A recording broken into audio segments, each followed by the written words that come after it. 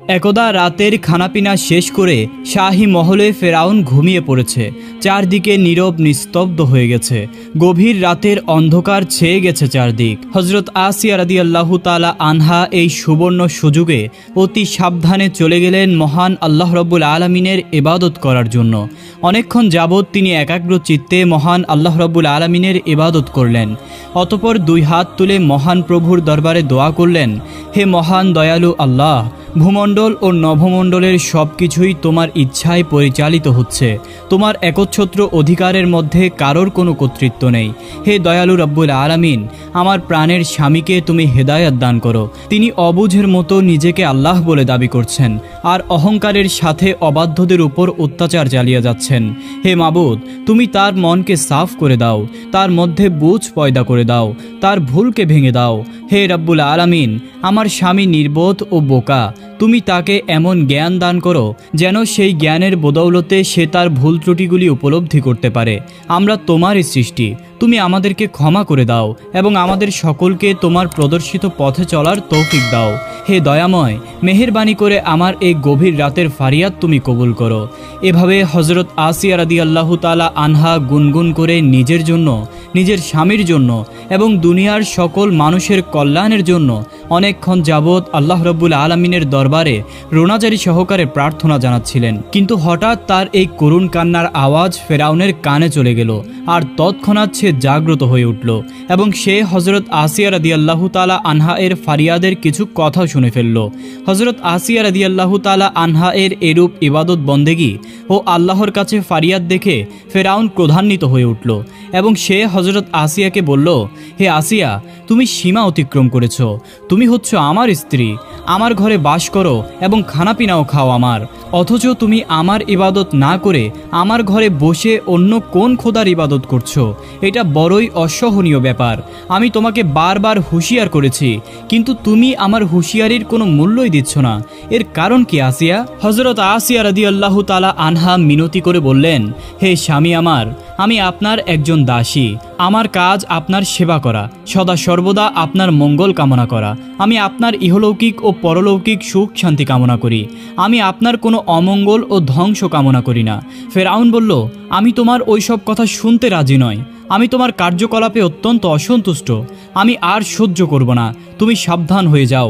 এই শেষবারের মতো আমি তোমাকে সতর্ক করলাম। আমি আবার বলছি, তোমার মুখে যেন আমি আর মুসার খোদার নাম না শুনি। হজরত আসিয়া বললেন, হে স্বামী, আপনি তো মিশরের অধিপতি। মিশরের সাধারণ জনগণ আপনার আইন মেনে চলে। আপনার মতো বুদ্ধিমান ও শক্তিশালী ব্যক্তি এখানে দ্বিতীয় আর কেউ নেই তা আমি জানি। তথাপি আপনি কেমন যেন একটা অবুঝের মতো কথা বলছেন। আপনি জানেন যে এই পৃথিবীর একমাত্র সৃষ্টিকর্তা হলেন মহান আল্লাহ রব্বুল আলামিন, অথচ আপনি জেনে শুনে নিজেকে কেন আল্লাহ বলে দাবি করছেন? হে মহামান্য বাদশা, আপনি নির্জনে বসে গভীর মনে নিজের বিবেককে প্রশ্ন করুন তো, আপনি কি সত্যি সৃষ্টিকর্তা? আপনি যেখানে একটি মশা, মাছি কিংবা ক্ষুদ্রতি ক্ষুদ্র জীবও সৃষ্টি করতে সক্ষম নন, সেখানে আপনি কিভাবে নিজেকে সৃষ্টিকর্তা ও আল্লাহ বলে দাবি করছেন? আপনার এই দাবি একেবারেই অযৌক্তিক। ওই যে নীল আকাশ, চন্দ্র, সূর্য, গ্রহ, নক্ষত্র, পাহাড়, পর্বত, বৃক্ষলতা ইত্যাদির মধ্যে আপনি কি একটিকেও সৃষ্টি করতে সক্ষম? এখন আপনি আমাকে মেহেরবানিপূর্বক বলুন, আপনি কোন যুক্তির প্রেক্ষিতে নিজেকে আল্লাহ বলে দাবি করছেন? হে আমার প্রিয় স্বামী, আমি জানি আপনি আমার এই প্রশ্নের কোনো উত্তর দিতে সক্ষম নন, কারণ আপনি তো সৃষ্টিকর্তা নন, বরং অন্যান্য সৃষ্টিজীবের মতো আপনিও একজন মাখলুক। আপনি শুধু রাজশক্তির বলেই এই অন্যায় দাবি করে যাচ্ছেন। বলুন, আমার এই কথা কি সত্য নয়? ফেরাউন হজরত আসিয়া রাদিয়াল্লাহু তাআলা আনহা এর এসব ভাষণ শুনে বাঘের মতো হুঙ্কার দিয়ে উঠল। সে বলল, হে বিশ্বাসঘাতক নারী, তুমি কোন সাহসে আমার সম্মুখে দাঁড়িয়ে এসব কথা বলতে পারলে? এত বড় আস্পর্ধা তোমার? তুমি আমার নিকট কৈফিয়ত চাও? তোমার নিশ্চয় জানা আছে আমার আইন কত নিষ্ঠুর ও কঠোর। আমার বুঝতে বাকি নেই যে তুমি আর মুসা আমাকে আল্লাহ বলে স্বীকার করো না। দুজনে বসে সব সময় আমার বিরুদ্ধে ষড়যন্ত্র চালিয়ে যাচ্ছ। তোমাদের দুজনের সুর একই। তুমি আমার স্ত্রী হয়ে আমার আইন অমান্য করে আমাকে হেয় প্রতিপন্ন করার চেষ্টা করে যাচ্ছ।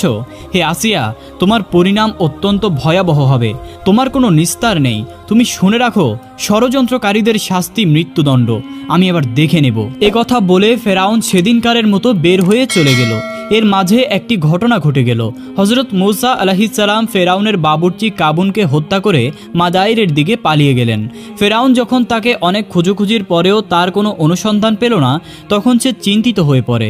সেদিন রাতে ফেরাউন হজরত আসিয়াকে সতর্ক করে ঘর থেকে যে বের হয়েছিল, তারপর অনেক দিন অতিবাহিত হয়ে গেছে, কিন্তু ফেরাউন আর খাস মহলে ফিরে আসেনি। এরপর একদিন হাসি মুখে ফেরাউন হজরত আসিয়ার কক্ষে প্রবেশ করে বলল, হে আসিয়া, সেদিন আমি তোমার যুক্তিপূর্ণ ভাষণে রাগান্বিত হয়ে তোমাকে সতর্ক করে চলে গিয়েছিলাম। আমি পরে চিন্তা করলাম, এভাবে রাগান্বিত হয়ে তোমাকে সতর্ক করা আমার পক্ষে ঠিক হয়নি। এর জন্য আমি লজ্জিত ও দুঃখিত। হজরত আসিয়া বললেন, হে প্রাণের স্বামী, এতে লজ্জা পাওয়ার বা দুঃখিত হবার কিছু নেই। আপনি আমার স্বামী, আমার উপর তিরস্কার করার অধিকার আপনার রয়েছে, কিন্তু আমার আত্মবিশ্বাস ও আদর্শকে কোনো প্রকার হুঙ্কারে কেউ টলাতে পারবে না। আমি মৃত্যুর পরোয়া করি না, আমার সহায় আল্লাহ রব্বুল আলামিন। তখন ফেরাউন জিজ্ঞাসা করল, আচ্ছা বেগম, আমি তোমার নিকট একটি বিষয় জানতে চাই। তুমি সত্যি করে বলো তো, মূসা এখন কোথায় আছে? হজরত আসিয়া বললেন, কই, আমি তো জানি না। কেন, মূসার কি কোনো বিপদ হয়েছে? ফেরাউন বলল, না না, আমার দ্বারা বা আমার পুলিশের দ্বারা তার কোনো বিপদ হয়নি, তবে মূসা এখন নিখোঁজ, তাকে দেশের কোথাও পাওয়া যাচ্ছে না। হজরত আসিয়া বললেন, দেখুন, মূসা এখন পূর্ণবয়স্ক ও যুবক, তার যথেষ্ট জ্ঞান বুদ্ধি রয়েছে। কোন কাজ ভালো আর কোন কাজ মন্দ তা সে ভালোভাবেই জানে। সে জানে আমাকে বলে যাওয়া মানে আপনাকে বলে যাওয়া। ফেরাউন বলল, আমাকে বললে কি আমি তাকে হত্যা করতাম? হজরত আসিয়া বললেন, দেখুন, হত্যা করতেন কিনা তা আপনিই ভালো জানেন। ফেরাউন বলল, আসিয়া, আমার বড় দুঃখ যে তুমি আমার প্রথম জীবনের স্ত্রী। আজ আমরা দীর্ঘদিন যাবৎ স্বামী স্ত্রী হিসেবে বসবাস করে আসছি, কিন্তু আমার দুঃখ এখানেই, মিশরের সকলেই আমাকে ফেরাউন আল্লাহ বলে স্বীকার করে নিয়েছে, কিন্তু তুমি আমাকে এখনও আল্লাহ বলে স্বীকার করলে না। আমি ফেরাউন, আমাকে সকল অন্যায় ও অত্যাচারের বিচার করতে হয়। মূসা আমাদের পোষ্যপুত্র, সকলেই জানে যে সে আমাদের ছেলে। এখন দেখো, সে কয়েকদিন আগে আমার বাবুর্চি কাবুনকে হত্যা করে পালিয়ে গিয়েছে। আমি যদি তার বিচার না করি, তাহলে জনগণ আমার সম্বন্ধে কি চিন্তা করবে বলো? হজরত আসিয়া বললেন, আপনার এই কথার উত্তরে আমি যদি বলি, আপনি যে এই পর্যন্ত অসংখ্য বনি ইসরায়েলি শিশুকে হত্যা করেছেন, সেই ব্যাপারে নিজের কি কোনো বিচার করেছেন? আপনি তথাকথিত জ্যোতিষীদের কথায় বিশ্বাস করে এ পর্যন্ত বনি ইসরায়েলের হাজার হাজার নিষ্পাপ শিশুকে হত্যা করেছেন। এটা কি অন্যায় নয়? আর এই অন্যায়ের কি কোনো বিচার নেই? ফেরাউন বলল, আসিয়া, আমি ভেবেছিলাম আজ আমি তোমার উপর রাগ করব না, কিন্তু শেষ পর্যন্ত তুমি আমাকে আবার সেই পর্যায়ে নিয়ে গেলে। তুমি জেনে রেখো, আমি আল্লাহ দাবির দ্বারা মানুষের অন্তরে আমার সিংহাসনকে স্থায়ী করে রাখতে চাই।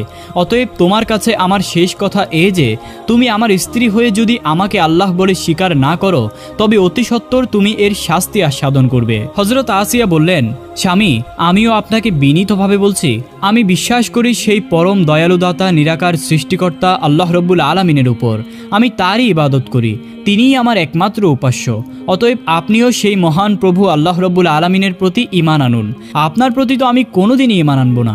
হজরত আসিয়া রাদিয়াল্লাহু তাআলা আনহু এর এরূপ কথা শুনে ফেরাউন আজকেও রাগান্বিত হয়ে খাস মহল থেকে বেরিয়ে গেল।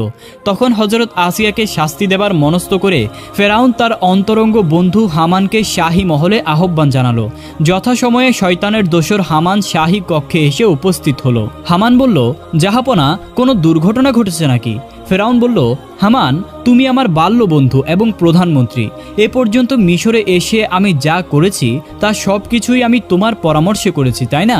হামান বলল, হ্যাঁ, তা তো বটে, আমার সব কিছুই স্মরণ আছে। এখন ব্যাপার কি তাই খুলে বলুন। ফেরাউন খুব আস্তে আস্তে বলতে লাগলো, এটা আমার ঘরোয়া ব্যাপার। আমার স্ত্রী আসিয়া আমাকে আল্লাহ বলে স্বীকার করে না, তাকে অনেক শাস্তির হুমকি দিয়েছি, তার সঙ্গও ত্যাগ করেছি, কিন্তু শেষ পর্যন্ত ব্যর্থ হয়েছি। সে লা শারীক আল্লাহকে বিশ্বাস করে, আমার অজান্তে গভীর রাতে আল্লাহর দরবারে প্রার্থনা জানায়, তার কাছে রোনাজারি করে, আর বিড়বিড় করে কি যেন বলে। আমাদের পোষ্যপুত্র মূসাকেও সে তার দলে ভিড়িয়ে নিয়েছে। এমনকি সে আমাকে নসিহত করে যে আপনি নিজেকে আল্লাহ দাবি ছেড়ে দিয়ে লা শারীক আল্লাহর প্রতি ঈমান আনেন, অন্যথায় আপনার ভাগ্যে বিপর্যয় ঘটবে। বন্ধু, আমাদের এইসব কথা যেন বাইরের কেউ না জানে।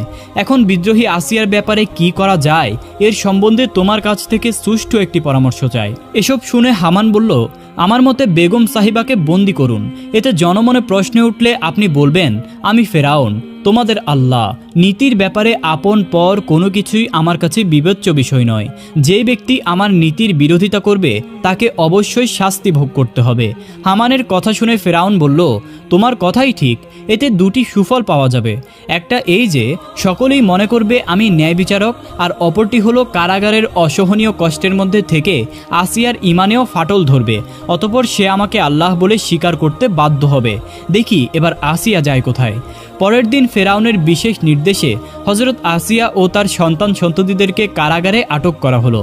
আল্লাহর ভক্ত মহিয়সী নারী হজরত আসিয়া ফেরাউনকে আল্লাহ বলে স্বীকার না করার অপরাধে আজ কারাগারের আসামি। শুরু হলো হজরত আসিয়ার ইমানি পরীক্ষা। ফেরাউন তার খাবার বন্ধ করে দিল এবং কারাগারের পাশে ফেলে রাখল অনেকগুলি পচা দুর্গন্ধযুক্ত লাশ। সেই লাশের দুর্গন্ধে হজরত আসিয়া ও তার সন্তানদের প্রাণ ওষ্ঠাগত হয়ে উঠল। হজরত আসিয়ার যেই সকল ছেলেমেয়েরা বয়স্ক তারা নীরবে মায়ের মতো সবকিছুই সহ্য করে যাচ্ছে। তারা তাদের আম্মাকে মাঝে মাঝে জিজ্ঞেস করছে, আম্মা আমরা কি হকের রাস্তায় আছি? হজরত আসিয়া তাদেরকে উত্তর দেন, অবশ্যই আমরা হকের পথেই রয়েছি। বিপদে ধৈর্যহারা না হয়ে আল্লাহ রব্বুল আলমিনের প্রতি পুরোপুরি বিশ্বাস রাখতে হবে। নিশ্চয়ই আল্লাহ রব্বুল আলমিন আমাদেরকে সাহায্য করবেন। ঈমানের পরীক্ষা এখানে শুরু হয়েছে, জয় আমাদেরই হবে। এভাবে অনেক দিন কেটে গেল। এরপর একদিন পাপিষ্ঠ হামান এসে হজরত আসিয়াকে বলল, বেগম সাহেবা আপনি আপনার স্বামীকে আল্লাহ বলে স্বীকার করে নিন, তাহলে এখনই আপনি এই অসহনীয় যন্ত্রণা থেকে মুক্তি পেয়ে যাবেন এবং পরম সুখে দিন কাটাতে পারবেন। অতএব আপনি ভেবে দেখুন, একদিকে আপনার জন্য রয়েছে রাজকীয় সম্মান ও ঐশ্বর্য, আর অন্যদিকে রয়েছে কষ্ট, ক্লেশ ও বেজ্জতি। এখন আপনি বলুন আপনি কোনটিকে গ্রহণ করবেন? কারাবন্দী হজরত আসিয়া রাদিয়াল্লাহু তাআলা আনহা বললেন, দেখুন আপনি আমার স্বামীর বাল্যবন্ধু ও প্রধানমন্ত্রী। আপনি আমার স্বামীর সকল কাজে ওতপ্রোতভাবে জড়িত আছেন তা আমি জানি, কিন্তু আপনি ও আমার স্বামী আজ যে পথে পা দিয়েছেন সেই পথ বড়ই বিপদসংকুল। আমি তা পরিষ্কার চোখে দেখতে পাচ্ছি। আপনাদের যদি সেই চোখ থাকতো তাহলে আপনারাও তা দেখতে পেতেন। আজ আপনারা আমাকে ভয় দেখাচ্ছেন। কিসের ভয়? নিঃশংস মৃত্যুর। আমি জানি একদিন আমাকে মরতেই হবে, কিন্তু মৃত্যুর পর আপনারা আমার কিছুই করতে পারবেন না। তখন আমি থাকবো আমার মাওলার দরবারে। হামান হজরত আসিয়ার কাছে এসেছিল তাকে ভয় ও লোভ প্রদর্শন করে নিজের পথে আনার জন্য, কিন্তু তার সব আশাই ব্যর্থতায় পর্যবসিত হলো। অতঃপর হামান মলিন মুখে কারাগার ত্যাগ করল। কারাগারে অবস্থিত বন্দিজীবন হজরত আসিয়ার তাওহীদের জোশে একটুও ভাটা পড়েনি। ইমানি শক্তি ক্রমশ বৃদ্ধি পেয়ে চলেছে। নির্যাতন শেষ প্রান্তে এসে পৌঁছেছে। হজরত আসিয়া সব কিছুই নীরবে সহ্য করে চলেছেন। একদা ফেরাউনের মনে স্ত্রী আসিয়ার সুমধুর ব্যবহার ও সুমিষ্ট কথা জেগে উঠল। তখন সে ভাবতে লাগলো, আমি যেই পথে পা বাড়িয়েছি সেই পথ থেকে আর ফিরেও আসতে পারছি না। আসিয়া যদি অন্তত আমাকে মৌখিকভাবে আল্লাহ বলে স্বীকার করে নিত তাহলেও আমি তাকে মুক্তি দিয়ে দিতাম। আসিয়া হয়তো এখন তার ভুল বুঝতে পেরেছে। এই ভেবে ফেরাউন একদিন তার বন্ধু হামানকে নিয়ে কারাগার অভিমুখে রওনা করল। কারাগারে এসে হামান হজরত আসিয়াকে লক্ষ্য করে বলল, বেগম সাহেবা আপনার স্বামী ফেরাউন আপনাকে ভালোবাসেন, কিন্তু আপনি আপনার স্বামী মহামান্য ফেরাউনের আদর্শ ও নীতিকে গ্রহণ করছেন না। সে ব্যাপারে আপনাকে বহুবার নানাবিধ যুক্তির মাধ্যমে আপনার দৃষ্টি আকর্ষণ করা হয়েছে। শেষ পর্যন্ত আপনার স্বামী ক্ষিপ্ত হয়ে ন্যায় নীতি রক্ষার খাতিরে আপনাকে ও আপনার ছেলেমেয়েদেরকে কারাগারে নিক্ষেপ করতে বাধ্য হয়েছেন। তথাপিও আপনার স্বামী আপনার কথা এখনও ভুলতে পারেননি। আপনি বিহনে তার আহার, নিদ্রা ও সুখ শান্তি সব কিছুই যেন বিদায় নিয়েছে। অতএব আপনার স্বামী এখানে এসেছেন, তিনি আপনার সাথে কিছু কথা বলতে চান। হজরত আসিয়া ফেরাউনকে লক্ষ্য করে বললেন, হে আমার স্বামী, আমার কুশল বার্তা। যেই স্বামী ক্ষমতার গর্বে গর্বিত হয়ে আল্লাহর আসনে বসতে চান, স্বার্থ সিদ্ধির জন্য যেই স্বামী আপন স্ত্রী ও সন্তানদেরকে কারাগারের অসহনীয় কষ্টের মধ্যে নিক্ষেপ করেন, সে এই পরিত্যক্ত স্ত্রী ও ছেলেমেয়েদের খোঁজ খবর নিতে এসেছে। এটা কি অভিনয় না প্রহসন? তার এই অধিকার নেই। তবুও আমি খুশি যে সে দয়া করে আমাদের খোঁজ খবর নিতে এসেছে। অতঃপর ফেরাউন হজরত আসিয়াকে বলল, আসিয়া তুমি আমার প্রথম জীবনের স্ত্রী, তোমাকে নিয়ে শুরু হয়েছে আমার এই সংসার। আমি তোমাকে কত ভালোবাসি তা তুমি অবশ্যই জানো। এর সত্ত্বেও তোমাকে কেন কারাগারে প্রেরণ করেছি তাও তুমি জানো। তাছাড়া আমার সামনে আর বিকল্প কোনো পথ ছিল না। আমি তোমাকে শেষবারের মতো বলছি, তুমি আমাকে অন্তত মৌখিকভাবে আল্লাহ বলে স্বীকার করে নাও, তাহলেও আমি তোমাকে এক্ষুনি মুক্তি দান করব। ফেরাউনের এসব কথা শুনে হজরত আসিয়া রাদিয়াল্লাহু তাআলা আনহা এর ইমানি জোশে ধাক্কা মেরে উঠল। তিনি নির্ভীক চিত্তে বললেন, দেখুন আপনি ফেরাউন হতে পারেন কিন্তু আল্লাহ হতে পারেন না। আপনি অন্যান্য মানুষের মতোই একজন সৃষ্টিজীব। আপনার পিতামাতা আছে, আপনার আহার নিদ্রা আছে, আপনাকে দেশের কিছু অজ্ঞ মূর্খ লোক আল্লাহ বলতে পারে, কিন্তু আমি আপনাকে কোনোভাবেই আল্লাহ বলে স্বীকার করতে পারি না, প্রাণ গেলেও না। আমি আবার বলছি, এসব মিথ্যা দাবি ছেড়ে দিয়ে একবার বলুন লা ইলাহা ইল্লাল্লাহ, তাতেই আমি খুশি হয়ে যাব। আর তা যদি না বলেন তাহলে মনে রাখবেন আপনার জন্য পরকালে কঠোর শাস্তি অপেক্ষমান। হযরত আসিয়ার এইসব কথা শুনে ফেরাউন ক্রোধান্বিত হয়ে বলল, হামান, এ আমাদের কথা রাখবে না, এটাই আমাদের শেষ প্রচেষ্টা ছিল। তুমি ঘোষণা করে দাও, আগামীকাল প্রকাশ্য স্থানে এই বিশ্বাসঘাতক নারীর শাস্তি প্রদান করা হবে, আর সেই বিচার হবে কঠিন বিচার। মিশরবাসী দেখবে ফেরাউনকে আল্লাহ বলে স্বীকার না করার পরিণাম কতটা ভয়ঙ্কর। ফেরাউনের এই কথা শুনে হযরত আসিয়া বুঝতে পারলেন আগামীকাল তার জীবনের প্রদীপ নিভে যাবে, তাই তিনি সেজন্য প্রস্তুত হতে লাগলেন। রাত পোহালো, ভোর হলো, আজ বিচারের দিন। আজ প্রকাশ্য ময়দানে ফেরাউনের মহামান্য বেগম তাওহীদে বিশ্বাসী হযরত আসিয়া ও তার সন্তানদের ভয়াবহ বিচারের দিন। বিচার দেখার জন্য শহরের আবাল বৃদ্ধা বনিতা সকলেই এসে উপস্থিত হয়েছেন। বন্দিনী বেশেই হযরত আসিয়া ও তার সন্তানদেরকে ময়দানে হাজির করা হলো। যথাসময়ে ফেরাউন ও তার সভাসদবর্গ উপস্থিত হলো। ভাব গম্ভীর পরিবেশ, চারদিকে নীরবতায় ছেয়ে গেছে। সকলেই উৎসুক হয়ে তাকিয়ে আছে ফেরাউনের দিকে, যে সে কী নির্দেশ দেয়। শেষবারের মতো বন্দিনী আসিয়ার কাছে গিয়ে ফেরাউন বলল, আসিয়া, এখনও সময় আছে, শেষবারের মতো বলছি, আমাকে আল্লাহ বলে স্বীকার করবে কিনা? হযরত আসিয়া বললেন, আমি সর্বশক্তিমান মহান সৃষ্টিকর্তা আল্লাহর অস্তিত্বে বিশ্বাস করি, আর আপনাকেও শেষবারের মতো বলছি, আপনিও আমার আল্লাহকে স্বীকার করে নিন। ফেরাউন বলল, আসিয়া, তুমি কার সম্মুখে দাঁড়িয়ে কথা বলছো? তুমি কি জানো আমি কে? হযরত আসিয়া রাদিয়াল্লাহু তাআলা আনহা বললেন, আমি জানি আপনি ও আমি লা শারিক আল্লাহর দাস। ফেরাউন বলল, আসিয়া, তুমি এখনও আমাকে আল্লাহ বলে স্বীকার করে নাও, তাহলেই তুমি মুক্তি পেয়ে যাবে, অন্যথায় তোমার মৃত্যু অনিবার্য। হযরত আসিয়া বললেন, আমি আপনার কাছে প্রাণ ভিক্ষা চাই না, আমি আমার মাওলার দরবারে যাওয়ার জন্য উৎসুক হয়ে আছি। হযরত আসিয়ার এসব কথা শুনে ফেরাউন অত্যন্ত ক্রোধান্বিত হয়ে জল্লাদকে হুকুম দিল, জল্লাদ, এই অবাধ্য নারীকে নৃশংসভাবে হত্যা করার ব্যবস্থা করো, একে হত্যা করে আমি শিয়াল কুকুর দ্বারা খাওয়াবো। অতঃপর হযরত আসিয়া রাদিয়াল্লাহু তাআলা আনহা আল্লাহকে স্মরণ করলেন এবং তার ক্ষমা ভিক্ষা করলেন। ফেরাউন বলল, তোমরা কড়াইয়ের মধ্যে তেল গরম করো। সাথে সাথে ফেরাউনের নির্দেশ পালন করা হলো। কড়াইয়ের মধ্যে তেল গরম করতে শুরু করা হলো। তেল টকবক করে ফুটছে। উত্তপ্ত গরম তেল দেখে হযরত আসিয়া রাদিয়াল্লাহু তাআলা আনহা এর সন্তানেরা বলল, আম্মা গো, আমাদেরকে কি ওই গরম তেলের মধ্যে ফেলে মারা হবে? তার জন্য কি সেই তেলকে গরম করা হচ্ছে? হযরত আসিয়া উত্তর দিলেন, ভয় কিসের বাবা, আমরা তো আল্লাহ রব্বুল আলামিনের প্রতি বিশ্বাস করেছি, আমরা তার কাছেই চলে যাব। ওই দেখো বাবা, ফেরেশতারা বেহেশতের বাগিচায় আমাদেরকে হাতছানি দিয়ে রাখছে। অতঃপর ফেরাউন হযরত আসিয়াকে লক্ষ্য করে বলল, এখনও যদি আমাকে আল্লাহ বলে স্বীকার না করো, তাহলে ওই ফুটন্ত তেলের মধ্যেই তোমার সকল ছেলে মেয়েদেরকে নিক্ষেপ করব। হযরত আসিয়া রাদিয়াল্লাহু তাআলা আনহা বললেন, হে ফেরাউন, আমরা মৃত্যুকে ভয় করি না, আমরা আমাদের মাওলার দরবারে যেতে চাই। এই কথা শুনে ফেরাউন অত্যন্ত রাগান্বিত হয়ে গেল। সে জল্লাদকে হুকুম দিল, জল্লাদ, এই হতভাগিনীর সন্তানদেরকে তার সম্মুখে তেলের মধ্যে নিক্ষেপ করো। নির্দেশ অনুসারে এক এক করে হযরত আসিয়া রাদিয়াল্লাহু তাআলা আনহা এর 6 জন সন্তানকেই তেলের মধ্যে নিক্ষেপ করা হলো। বাকি রইল শুধু একটি মাসুম বাচ্চা। অবুঝ শিশুটি তার মাকে জড়িয়ে ধরল। জল্লাদ অনেক চেষ্টা করেও তার মায়ের কাছ থেকে তাকে ছাড়িয়ে নিতে পারল না। এই দৃশ্য দেখে ফেরাউন শিশুটির কাছে আসলো। নিষ্পাপ শিশুটি মনে করেছিল ফেরাউনের কাছে গেলে হয়তো জল্লাদ তাকে আর ধরতে পারবে না, তাই ছেলেটি ফেরাউনের কোলে ঝাঁপিয়ে পড়ল। কিন্তু নরপিচাস ফেরাউনের মনে দয়া হলো না। সে নিজের হাতেই সেই বাচ্চাটিকে উত্তপ্ত তেলের মধ্যে নিক্ষেপ করল। অতঃপর ফেরাউন বলল, আসিয়া, এবার তোমার পালা। তোমাকে আবার বলছি, তুমি একবার আমাকে আল্লাহ বলে স্বীকার করে নাও। হযরত আসিয়া রাদিয়াল্লাহু তাআলা আনহা বললেন, কোনোদিনই তোমাকে আমি আল্লাহ বলে স্বীকার করব না। কোনো বুদ্ধিমান লোক তোমার এই পশুর মতো কাজ দেখে তোমাকে আল্লাহ বলে স্বীকার করবে না। তুমি নরধম, তুমি রক্তপিপাসু হায়না, তুমি এখন যা ইচ্ছা তাই করতে পারো। আমার আর এই দুনিয়াতে বেঁচে থাকার কোনো খয়স নেই। আমি তো আমার মাওলার দরবারে যাওয়ার জন্য উদ্গ্রীব হয়ে আছি। অতঃপর ফেরাউনের মনে ভয় দেখা দিল। সে মনে করতে লাগলো, এই নারীকে বেশিক্ষণ জীবিত রাখলে এর তেজদীপ্ত ঈমানের কথায় জনগণের মধ্যে ভ্রান্তির সৃষ্টি হবে। অতঃপর সে জল্লাদকে লক্ষ্য করে বলল, জল্লাদ, পৃথিবী দেখুক আইনের ব্যাপারে ফেরাউন কত নিষ্ঠুর ও নির্দয়। পৃথিবী জানুক যে সে আইনের ব্যাপারে তার নিজের স্ত্রীকেও ছাড় দেয় না। যাও, তুমি আর দেরি করো না, আসিয়ার শাস্তি শুরু করো। জল্লাদ অগ্রসর হয়ে হজরত আসিয়া রাদিয়াল্লাহু তাআলা আনহা এর বুকে, পিঠে, পাঁজরে, হাতে, পায়ে ও কপালে লৌহ শালাকা বিদ্ধ করল।